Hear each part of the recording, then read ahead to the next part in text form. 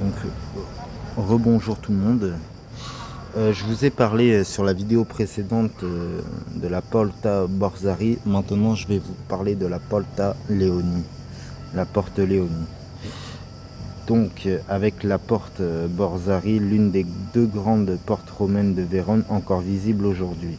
Si Porta Borzari constituait l'entrée principale sur le Decumanus Maximus axe est-ouest, Porta Leoni contrôlait l'accès au Cardo Maximus, l'axe nord-sud de la ville romaine. Elle est considérée comme l'un des monuments qui témoignent le mieux de la naissance de la Vérone romaine.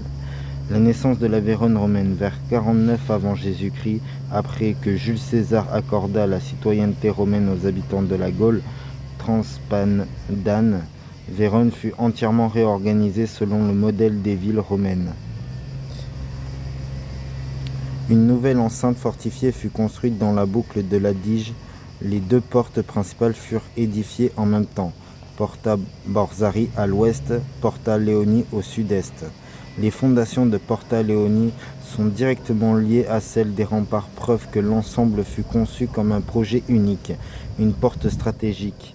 La porte marquait l'extrémité du Cardo Maximus, la grande rue nord-sud de Vérone. Elle permettait de rejoindre les routes menant vers Bologne, Aquilée, puis les régions du nord-est de l'Empire.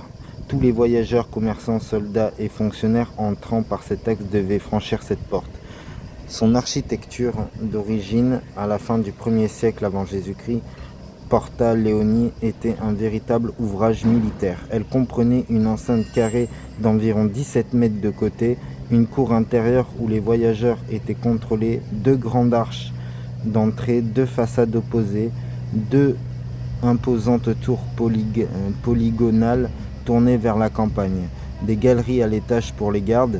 La porte atteignait environ 13 mètres de hauteur, soit la même hauteur que les remparts de la ville.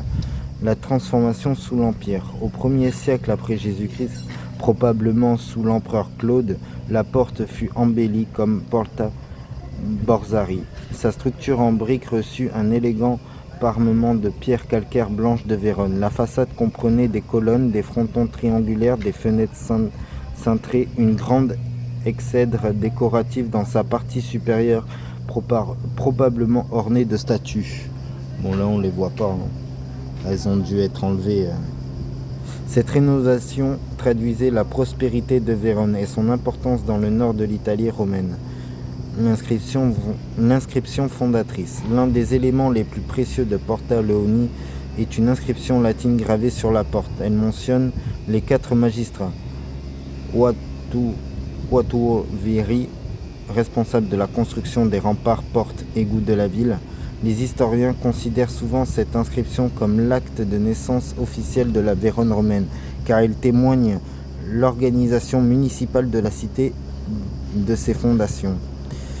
Pourquoi s'appelle-t-elle Porta Leoni? Son nom antique est aujourd'hui inconnu. Au Moyen-Âge, elle a fut appelée Porta San Fermo, en raison de l'église voisine. À partir du XVe siècle, elle prit le nom de Porta Leoni, porte des lions, car un grand sarcophage romain sculpté de 2 lions se trouvait à proximité. Ce couvercle de sarcophage est aujourd'hui visible près du Monte Navi, derrière le monument à Umberto Ier. Les siècles de disparition au fil du Moyen-Âge, la ville s'agrandit. Des maisons furent construites contre les anciens remparts et une grande partie de la porte fut intégrée aux bâtiments voisins. Les pierres servirent également de matériaux de construction. À la fin, seule une moitié de la façade intérieure demeura visible dans le mur d'un palais médiéval. Les fouilles archéologiques, les premières recherches importantes eurent lieu en 1958-1959, puis entre 1974 et 1981. De vastes fouilles mirent au jour les fondations des tours, une partie de la chaussée romaine, les murs latéraux, la cour intérieure où étaient contrôlés les voyageurs. Aujourd'hui, ces vestiges sont visibles sous le niveau actuel de la rue Via Leoni, protégée dans une zone archéologique à ciel ouvert. Ce que l'on voit aujourd'hui, la Porta Leoni, est beaucoup moins complète que Porta Borzari. On peut observer la moitié de la façade romaine intégrée à un immeuble médiéval. Donc ça, ils doivent parler de cet immeuble qui a été totalement reconstruite. Les vestiges des fondations sous la rue, les bases des anciennes tours de défense, des fragments du pavage romain. Ces éléments permettent néanmoins de reconstituer presque entièrement l'aspect de la porte antique. Chronologie 49 avant Jésus-Christ, fondation de la Vérone romaine et construction de Porta Leoni. 1er siècle, embellissement avec une façade en pierre blanche. Moyen-Âge, la porte est appelée Porta San Fermo. 15e siècle, elle porte le nom de Porta Leoni en référence au sarcophage de Lyon. 1958-1981, grande campagne de fouilles révélant les fondations et les tours. Aujourd'hui, l'un des sites archéologiques romains les plus importants de Vérone, inscrit avec le centre historique au patrimoine mondial de l'UNESCO. Donc voilà. Donc ce qu'on peut voir aussi sur le plan, du coup. Ah ouais, ils m'ont dit. Regardez ce que je vous ai lu, Tifla, Vis, Snori. Franchement, me demandez pas de le lire, j'essaye de le lire, impossible. C'est vraiment... Et ça date de l'Antiquité romaine. Attendez, c'est pas fini, puisque nous avons aussi en bas... L'une des tours, elle se trouvait là, logiquement parlant.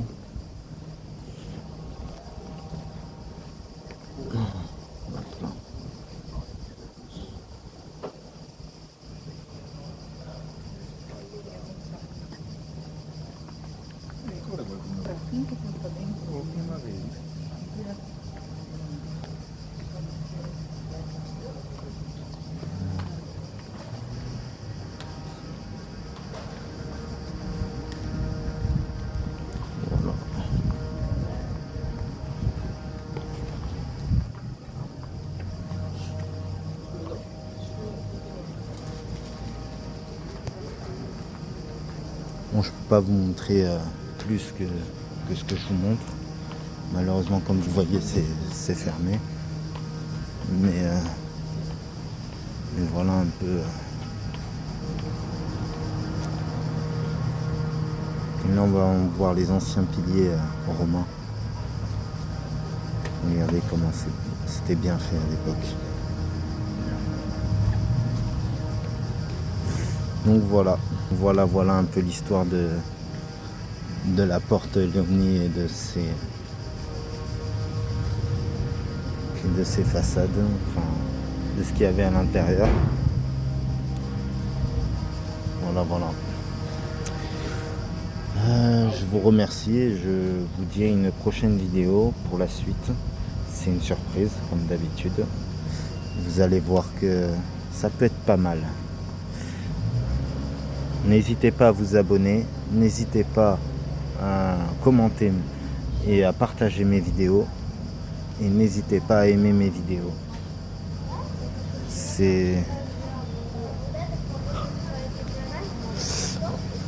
Je vous souhaite vraiment du courage et que du bonheur. Merci d'avoir visionné cette vidéo. À une prochaine vidéo.